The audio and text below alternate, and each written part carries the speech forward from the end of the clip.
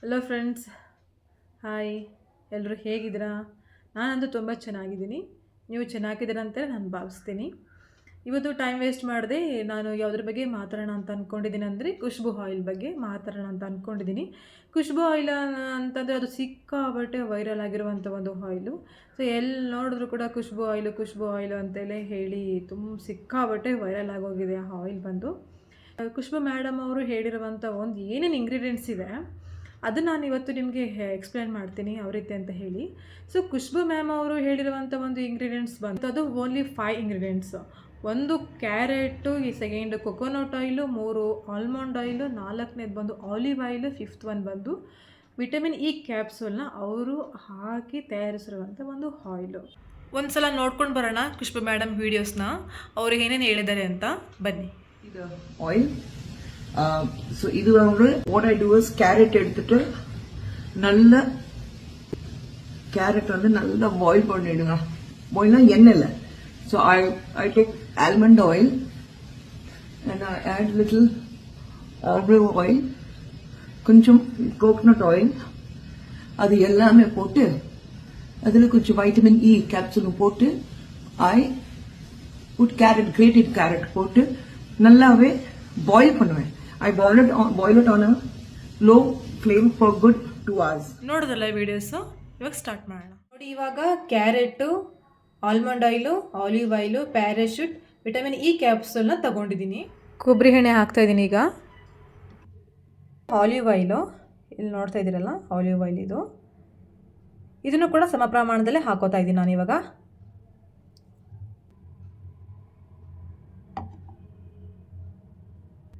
Almond ಅಲ್ಲಿ ಹಾಕ್ತಾ ಇದ್ದೀನಿ ಇವಾಗ.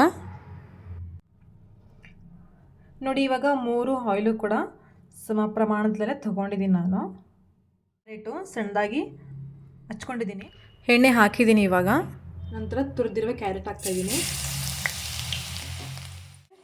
ಇನ್ನು ಚೆನ್ನಾಗಿ ಬೇಯಬೇಕು ಇದು ಕ್ಯಾರೆಟು ಎಣ್ಣೆಯಲ್ಲಿ.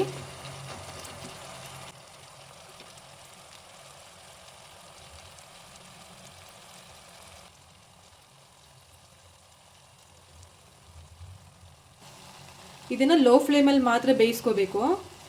ಮೀಡಿಯಮಲ್ಲಾಗಲಿ ಅಥವಾ ಹೈ ಫ್ಲೇಮಲ್ಲಾಗಲಿ ನೀವು ಇದನ್ನು ಬೇಯಿಸ್ಕೋಬಾರ್ದು. ತುಂಬ ಲೋ ಫ್ಲೇಮಲ್ಲಿ ಬೇಯಿಸ್ಕೋಬೇಕು ಇದನ್ನು. ಕಲರ್ ಇವಾಗ ಚೇಂಜ್ ಆಗ್ತಿದೆ, ನೀವು ನೋಡ್ಬೋದು ಇವಾಗ. ಯಾರ್ಯಾರು ನನ್ನ ಚಾನಲ್ನ ನೋಡ್ತಾ ಇರ್ತೀರೋ ಅವರೆಲ್ಲ ಸಬ್ಸ್ಕ್ರೈಬ್ ಮಾಡ್ಕೊಳ್ಳಿ, ಲೈಕ್ ಮಾಡಿ, ಶೇರ್ ಮಾಡಿ. ನೋಡಿ, ಕಲರೆಲ್ಲ ಚೇಂಜ್ ಆಗ್ತಾ ಇದೆ, ಬಟ್ ಇನ್ನೂ ಚೇಂಜ್ ಆಗಬೇಕು. ಈ ನೊರೆ ಎಲ್ಲ ಕ್ಲೀನಾಗಿ ಹೋಗಬೇಕು.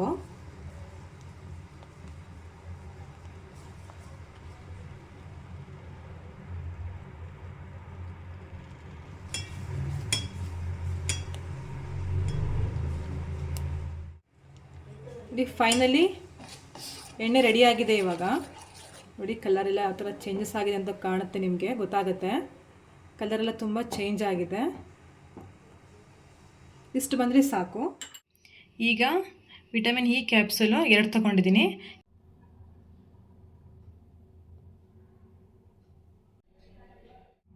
ಇದೇ ನೋಡಿ, ಫೈನಲ್ ಆಗಿ ಈ ಥರ ಆಗಿದೆ ಆಯಿಲು. ಇದೇ ಖುಷ್ಬು ಮ್ಯಾಮು ಎಲ್ಲ ರೀತಿಯ ಇಂಗ್ರೀಡಿಯೆಂಟ್ಸ್ ಹಾಕಿ ಮಾಡಿರುವಂಥ ಆಯಿಲ್ ಇದು. ಇದನ್ನು ಯಾರಾದರೂ ಖುಷ್ಬು ಆಯಿಲು ಯಾವ ರೀತಿ ಮಾಡೋದು ಅಂತ ನಿಮ್ಮ ಫ್ಯಾಮಿಲಿ ಫ್ರೆಂಡ್ಸ್ ಯಾರಾದರೂ ಕೇಳಿದ್ರೆ ದಯವಿಟ್ಟು ಈ ವಿಡಿಯೋನ ಅವರಿಗೆ ಶೇರ್ ಮಾಡಿ. ಈ ವಿಡಿಯೋ ಏನಾದರೂ ನಿಮಗೆ ಈ ಆಯಿಲ್ ಏನಾದರೂ ಇಷ್ಟ ಆಯಿತು ಅಂತ ಹೇಳಿದ್ರೆ ಲೈಕ್ ಮಾಡಿ. ಅಥವಾ ಏನಾದ್ರೂ ಮತ್ತೆ ಈ ಥರ ಯಾವುದಾದ್ರೂ ಒಳ್ಳೊಳ್ಳೆ ವೀಡಿಯೋಸ್ಗಾದರೆ ದಯವಿಟ್ಟು ನನ್ನ ಚಾನಲ್ನ ಸಬ್ಸ್ಕ್ರೈಬ್ ಮಾಡ್ಕೊಳ್ಳಿ. ಈ ರೆಡಿಯಾಗಿರೋ ಆಯಿಲ್ನ ಒಂದು ಬಾಟಲ್ಗೆ ಹಾಕೋತಾ ಇದ್ದೀನಿ ಇವಾಗ. ನನ್ನ ಹತ್ರ ಆಲ್ರೆಡಿ ಬಾಟ್ಲ್ ಇತ್ತು, ಆದರೆ ಈ ಬಾಟ್ಲಿಗೆ ಆಗೋಷ್ಟು ಎಣ್ಣೆ ಇಲ್ಲ. ಸೊ ಅದಕ್ಕಾಗಿ ನಾನು ಇದಕ್ಕೆ ಹಾಕ್ಕೊಂಡೆ. ಈ ಕಲರ್ ಇದೆ. ಆಲ್ಮಂಡ್ ಆಯಿಲ್ ಖಾಲಿಯಾಗಿತ್ತು, ಸೊ ಹಾಗಾಗಿ ಅದೇ ಬಾಟ್ಲನ್ನು ನಾನು ಯೂಸ್ ಮಾಡ್ತಾ ಇದ್ದೀನಿ. ಕಲರ್ ಅಂತೂ ಸಖತ್ತಾಗಿ ಬಂದಿದೆ. ಸೊ ಅವರು ಏನಂತ ಹೇಳಿದ್ದಾರೆ ಅಂತಂದರೆ, ಇದಕ್ಕೆ carrot, almond oil, coconut oil, olive oil, vitamin E ಕ್ಯಾಪ್ಸೂಲ್ಸ್ನ ಹಾಕಿ ಮಾಡಿರೋದು. ಇದಕ್ಕೆ ಬೀಟ್ರೂಟು ಮತ್ತು ಆರೆಂಜ್ ಪೀಲ್ ಹಾಕಿದ್ರೆ ಅದು ಬೇರೆ ಥರನೇ ತೊಗೊಳುತ್ತೆ. ಸೊ ಫೈನಲಿ ಖುಷ್ಬು ಮ್ಯಾಮ್ ಅವರು ಏನೇನು ಇಂಗ್ರೀಡಿಯೆಂಟ್ಸ್ ಹಾಕಿ ಆಯಿಲ್ನ ರೆಡಿ ಮಾಡಿದಿರೋ ಸೊ ಅದೇ ರೀತಿ ನಾನು ಕೂಡ ಮಾಡಿದ್ದೀನಿ. ನೀವು ಒಂದ್ಸಲ ಮನೇಲಿ ಟ್ರೈ ಮಾಡಿ ನೋಡಿ. ಈ ಥರ ಬಂದಿದೆ ಇದು. ಇದನ್ನು ಹಾಕ್ಕೊಂಡಾದ್ಮೇಲೆ ಅಟ್ಲೀಸ್ಟ್ ಒಂದು 2-3 ಮಿನಿಟ್ಸು ನೀಟಾಗಿ ಮಸಾಜ್ ಮಾಡಬೇಕು ಇದನ್ನು.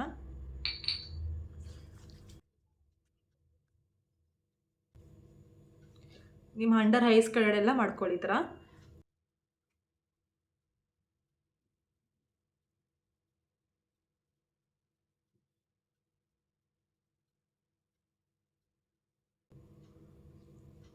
Finally massage ಮಾಡಾಯಿತು. ಮಸಾಜ್ ಮಾಡಾದ್ಮೇಲೆ ಮುಖನ ವಾಶ್ ಮಾಡ್ಕೋಬೇಕು. ನನಗಂತೂ ಮುಖ ಫ್ರೆಶ್ ಅನ್ನಿಸ್ತಿದೆ. ಮತ್ತು ನೆಕ್ಸ್ಟ್ ವಿಡಿಯೋಲಿ ಸಿಗೋಣ. ಅಲ್ಲಿವರೆಗೂ ಬಾಯ್.